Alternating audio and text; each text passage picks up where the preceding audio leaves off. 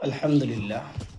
ভাই, আপনি জানতে চেয়েছেন উমরা আদায়কারী ব্যক্তিকে হাজি বলে সম্বোধন করা যাবে কিনা, তেমনিভাবে তার নামের শুরুতে অথবা শেষে হাজি শব্দ ব্যবহার করা যাবে কিনা।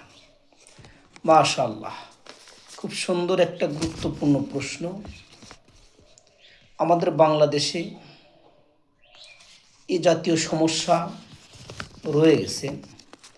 আশা করি আপনার প্রশ্নের মাধ্যমে হাজারো ভাই বোন সুন্দর একটি উত্তর পেয়ে যাবেন এবং ভবিষ্যতে হাজি কাদের বলা যাবে আর যাবে না সে বিষয়ে আপনারা অবগত হবেন। উত্তর হলো, হজ ও উমরা এই দুটি একই পর্যায়ের ইবাদত নয়, বরং দুটি ভিন্ন ভিন্ন ইবাদত। হজ একটি ইবাদত, উমরা একটি ইবাদত।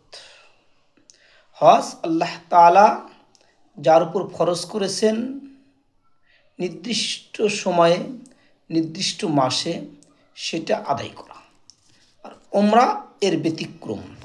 উমরা আল্লাহ তাআলার পক্ষ থেকে ফরজ কোনো বিষয় নয়। সেই হিসাবে হাজি কেবল তাকেই বলা যায় যে নিজের পক্ষ থেকে হজ আদায় করেছেন। হাজি কেবল তাকেই বলা যায় যে নিজের পক্ষ থেকে হজ আদায় করেছেন, কারণ হাজি শব্দের অর্থ হলো হজ পালনকারী, হজ আদায়কারী। এটি হলো হাজি শব্দের অর্থ।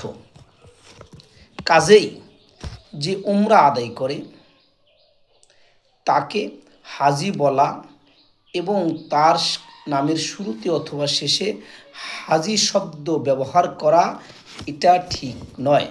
এটা আমাদের পরিহার করতে হবে। আপনি তাকে উমরাকারী সম্বোধন করতে পারেন, হাজি বলে সম্বোধন করা যাবে না। আশা করি বিষয়টা পরিষ্কার হয়েছে।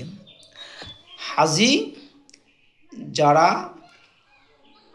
নিজের পক্ষ থেকেই আল্লাহ তাআলার প্রদত্ত হুকুম পালনার্থে নির্দিষ্ট সময়ে নির্দিষ্ট